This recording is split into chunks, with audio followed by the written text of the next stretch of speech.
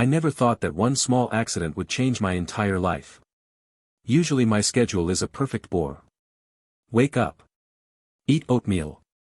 Walk to the subway. 9 hours in the office, Excel and email. Come home, binge on Netflix, fall asleep, repeat. No surprises. No adventure. And that's why I remembered that night so clearly. It broke out of the gray routine like a shard of glass in a bowl of soup. It started with me coming in later than usual. A slight delay, the chief had asked me to help with a last-minute report. I was angry because I was hungry as hell, I wanted to go home and crash on the couch. I walked fast, hunched against the wind, hooded.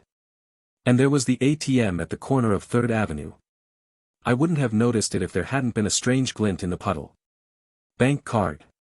Lying right there on the concrete, in the rain. I stopped. I looked around, no one.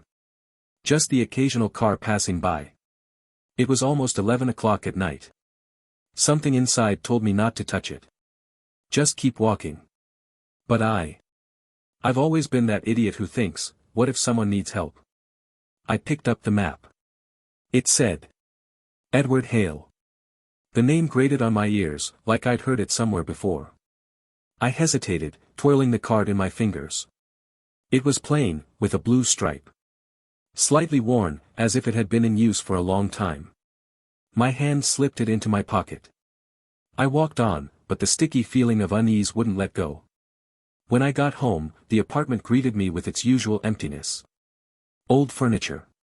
A rumbling refrigerator. Emma the cat, curled up lazily on the couch. I changed my clothes, put the water on automatic for tea. Only then did I pull out the card, put it on the kitchen table. Edward Hale. Spun around in my head. Who's that? Why was the name so familiar? I turned on my laptop, opened Google. I typed in Edward Hale plus disappearance.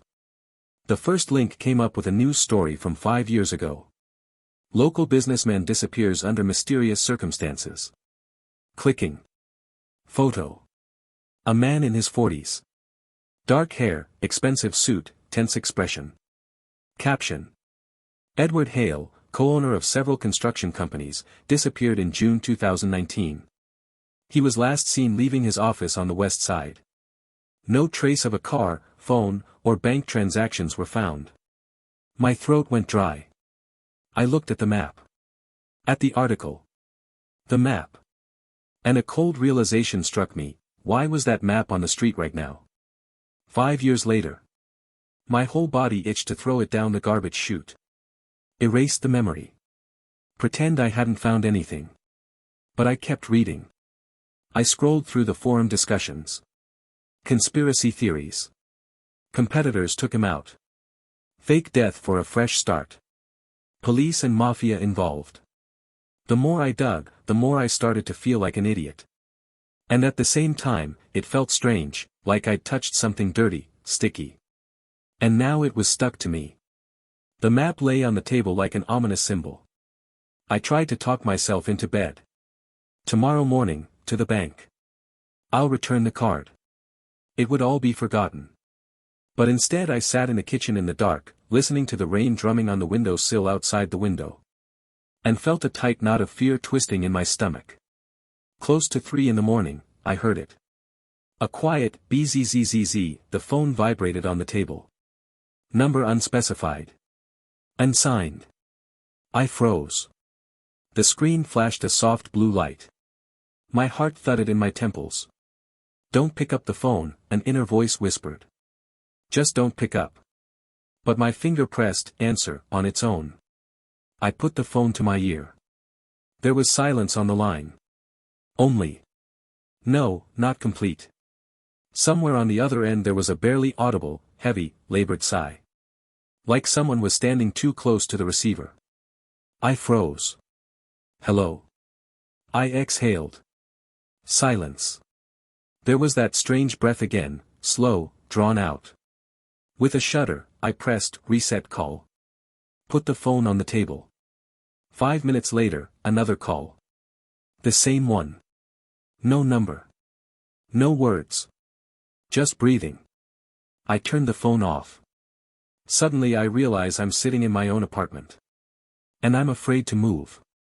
It's like someone's watching outside the window. As if a step to the left and they'd walk in. In the morning I woke up on the couch, with a sore neck and the metallic taste of fear in my mouth. The map was still lying on the kitchen table. I pulled myself together quickly, making up my mind, bank. Urgent. Get rid of it. But when I left the house, I first noticed it. A black van. Stood across the street. Tinted windows. Deaf body. And the worst part, I didn't remember it standing there yesterday. I quickened my step, trying not to turn around. But one thought was already pounding in my head. I made a mistake. And now they know about me. After that night, things started to change. Not right away. Not loudly. At first, on a sensory level. As if the world around you had shifted a little. As if you were looking at it through dirty glass, everything seemed familiar, but it didn't. The next day after the strange calls I took the card to the bank. I did everything by the book. I went to the manager, explained that I had found it on the street. A man in a strict suit accepted the card with a stone face, thanked me for my conscientiousness. I nodded, quickly turned around and left. That's it, I thought. It's over. But it wasn't over. That same night, I got another call. No number. No voice. Just a breath. And something else. I'm not sure, but I thought I heard it, creaking floorboards. Like someone was walking very slowly across an old wooden floor. I dropped the call. Turned the phone off. On the third day, I started to notice the van. The same black one. At first I wrote it off as paranoia. Maybe the neighbor bought a new car. Maybe a courier service. But the van was there every morning. And every evening. And when I walked to work, it drove slowly behind me a few blocks away. I turned the corner, so did he. I tried to cross the street, he stopped. I ran across the supermarket parking lot, he disappeared. But when I got to the main street, he was there again. Just standing there. Headlights off. I could feel someone's eyes on me, heavy as lead. I began to dread throwing out the trash. One morning, as I was throwing a bag in the tank, I noticed the lid was oddly ajar. Looking inside, I saw it, the trash was upside down. Someone was going through my discarded papers. Mailing envelopes. Bills. Old checks. Looking for something, my mind flashed. I started walling myself up at home. I shut all the windows. I propped up the front door with a chair. Turned off the bathroom light so it wouldn't cast a shadow on the curtains. I lived in semi-darkness, like an animal in a hole. Emma, my cat, was getting nervous. She kept hissing at the empty hallway. I sat in the kitchen, listening. And every creak of the old house seemed like footsteps to me. One night I dreamed I found the map again. Only this time, when I picked it up, I saw that the name on it was mine. Zachary Morris. And when I look up, the whole city disappears, leaving only blackness. I woke up in a cold sweat, screaming. I tried to tell my friends. But I sounded like a lunatic. Found the map. Now I'm being followed. The van's under the windows. Someone's going through the garbage. They looked at me with pity. They nodded. They told me to get more sleep and don't read scary stories. And I shut down even more. On the fifth night, it got worse. When I got home, the door was not the way I'd left it. The lock was closed. But the rug had been moved sideways. And the door creaked a little, as if it had been pushed from the inside. I slowly stepped inside. The apartment looked normal. But I knew, someone was here. Emma was hiding under the bed and wouldn't even come out at the sound of a can of food being opened. I checked everything. Nothing was missing. Only on the kitchen table, where my laptop had been yesterday, someone had left a small piece of paper. It was handwritten. We know. No signature. No threats. No demands. Just a statement of fact. I sat on the kitchen floor, clutching that scrap of paper in my hands, and I realized. This wasn't just a coincidence anymore. Not just a coincidence. Someone was purposefully playing me. Someone was waiting. For me to snap.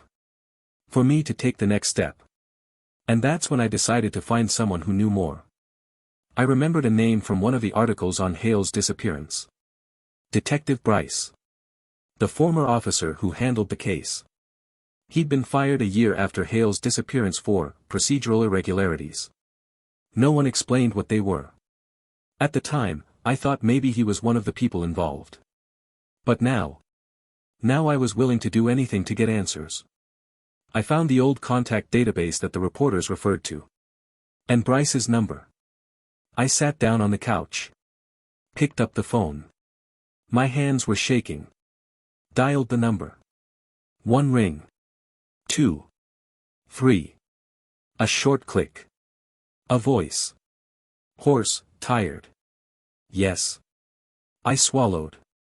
It's Zach Morris. I found, something to do with Edward Hale. Pause. A long one. Almost physically palpable. Then. Where are you located? A voice asked. Without emotion. I swallowed. Why? Because if you want to live, we need to talk. When I hung up the phone after calling Bryce, my heart was pounding in a way that felt like it could be heard through the walls. I felt like I'd crossed an invisible line. That there was no going back. We agreed to meet in the parking lot of an abandoned mall on the outskirts of town. It was midnight.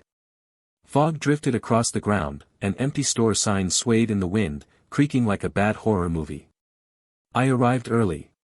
Checked around. Pepper spray in hand.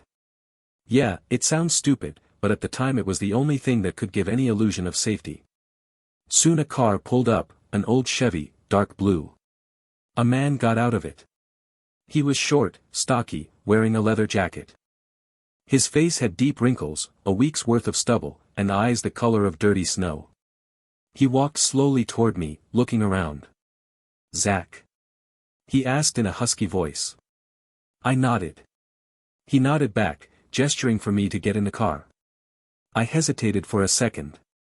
But then I thought, I'd already gone too far. Inside, the car smelled like cigarettes and old coffee. Bryce stared at me in silence. What did you find? I pulled out my phone, showed him the photo of the card I'd taken before I turned it in to the bank. He turned pale. A real, physical pallor. Where'd you get this?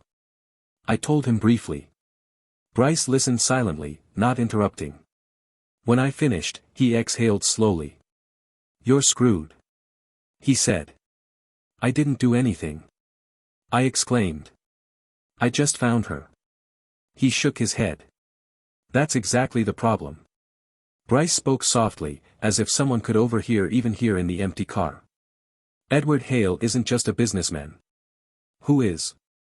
Bryce looked away. A cover. A cover for what? An organization that doesn't like unnecessary witnesses. He stopped talking. I felt a knot in my stomach. You mean? He interrupted. What I'm saying is that Edward Hale isn't missing. He was taken out. Because he knew too much. But then why was his map lying in the street? Bryce grinned bitterly. Because you had to find it. I froze. What? He leaned closer. They always leave a trail for the next victim. Why? To see who's stupid enough to pick it up. I squirmed in my seat. Is this some kind of game? Bryce shrugged. For them, yes. For you, it's a death sentence. I was shaking. Really shaking, like when I was a kid and got caught smoking behind the garages. Only now the fear was different. Heavy. Real. Tangible. Why are you helping me? I finally asked. Bryce looked out the window again. Because I once picked up something I shouldn't have, too. He turned down the collar of his jacket.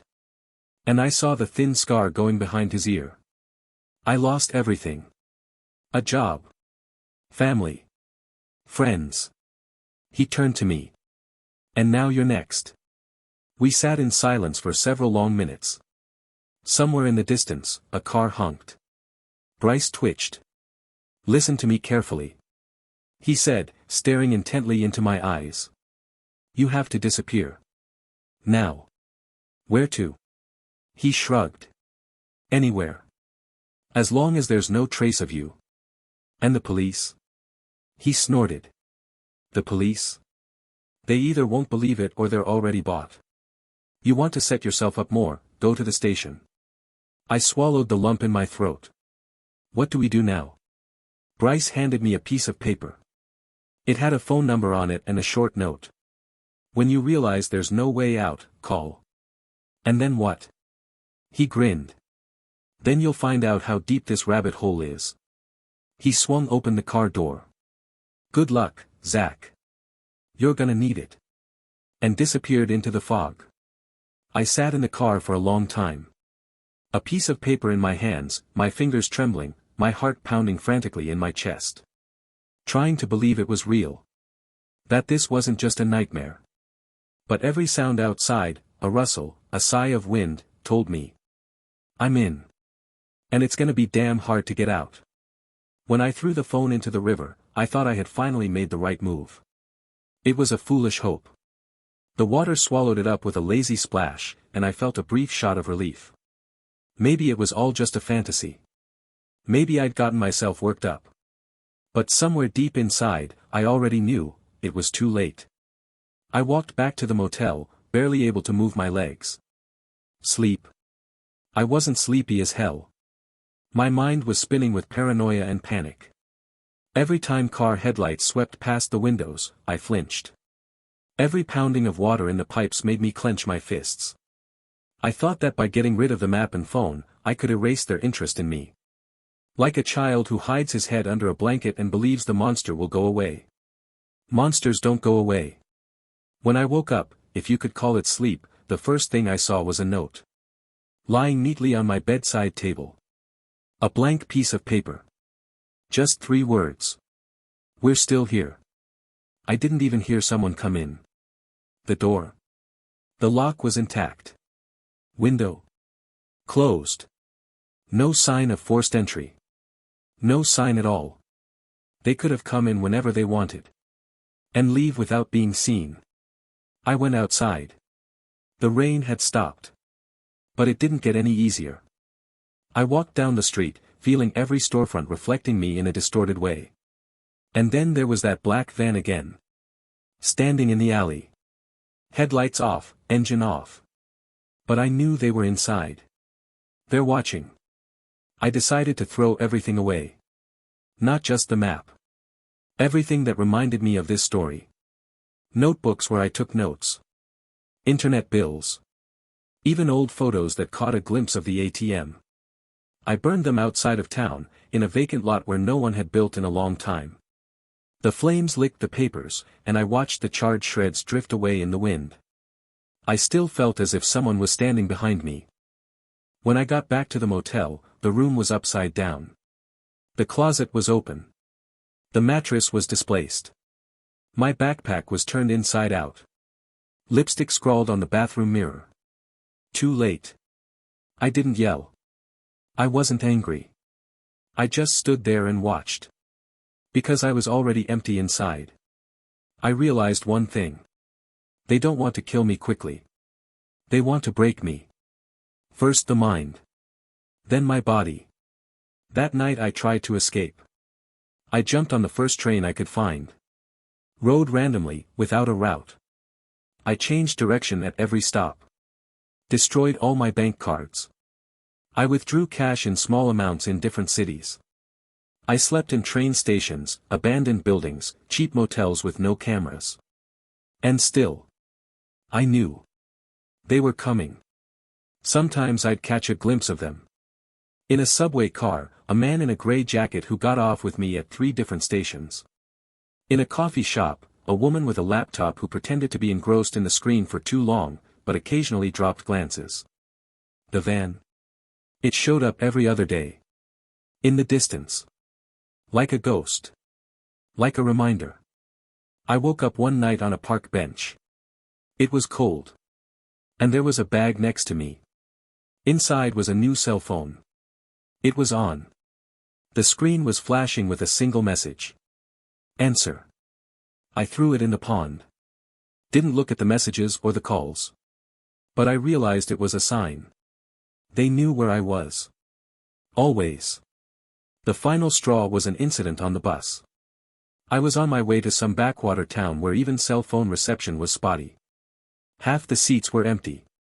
But a man in a black baseball cap sat right behind me. I could hear him breathing heavily. I could hear him fingering something in his pocket. A knife? A gun? A cell phone? I didn't know. I just got up at the next stop and ran through the wooded area. Ran until my legs gave out. I ran until my throat burned with cold and fear. I ran until I realized I couldn't just run anymore. I called Bryce. The number he'd given me. With one finger. Without hesitation. He answered almost immediately. I knew you'd call. What am I supposed to do? I exhaled. A pause. Then. Disappear. How? A new city. New name. No bank cards. No cell phones. Just cash. No trust. No one. And them? He was silent for a long time. Then. If you're lucky, they'll forget. If not, learn to be a shadow. I followed his advice. I disappeared. But, damn it. Sometimes I still see their van. It's been 6 months since the day I stopped being Zach Morris. I'm Thomas Miller now. I live in a town whose name even the locals pronounce lazily, as if afraid to disturb a forgotten place. I work construction. I pay my rent in cash. I don't open a bank account. I don't keep my phone for longer than a couple weeks. I buy cheap models at grocery stores and change them the way other people change their socks. I've become a ghost. I start each day with the same ritual. Step out onto the porch. Sweep the street with my eyes. Look for the van. Sometimes it's not there. Sometimes it's there. Standing in the shadow of the buildings, headlights off. I never get any closer. I never check. I just see him out of the corner of my eye and move on, pretending not to notice. That's what saved me so far. I think. I don't smile at strangers anymore. I don't make friends. I don't flirt with baristas at the coffee shop. I don't spend my weekends having a beer with someone. My life has become a shadow. And sometimes I feel like I've forgotten who I was before that day at the ATM. Sometimes I wake up in the night in a cold sweat. I dream. I pick up the card again. I look at the name, Edward Hale. And then I turn around and the whole world freezes. The people in the streets freeze, turning to me with their faces without eyes. The vans parked in every alley begin to creep slowly toward me. And I run, but my feet sink into the asphalt. I scream, but no one hears. Sometimes I remember my old life. The small apartment. Emma the cat. Evenings watching soap operas. And I catch myself wondering if I was alive then.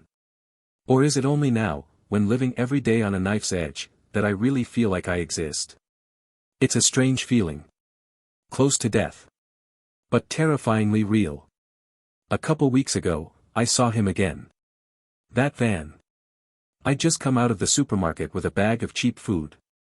I walk across the parking lot, and there it is. Black, death. It looked ordinary at first glance. But I knew. I could feel it. It was there for me. I quickened my step. I didn't look back. Only when I rounded the corner did I let myself catch my breath. My fingers were shaking so badly that the bag almost fell out of my hands. I guess it'll always be like this. Their game. My fear. They don't kill me. They're just a reminder. That I've crossed a line somewhere. That I've seen something I shouldn't have. And now I'm theirs. Forever. Recently, I've been wondering, what if I wasn't the first? What if there were others before me who found similar, lost things? Who picked up a wallet, a cell phone, a map? Who also thought, I just want to help give back? And who now, like me, live in the penumbra? Or, no longer lives. Sometimes, in moments of sheer madness, I want to give it all up. Go back. Call someone. Tell the world. But I'm reminded of Bryce's words. Their world doesn't work by your rules. Their world begins where yours ends.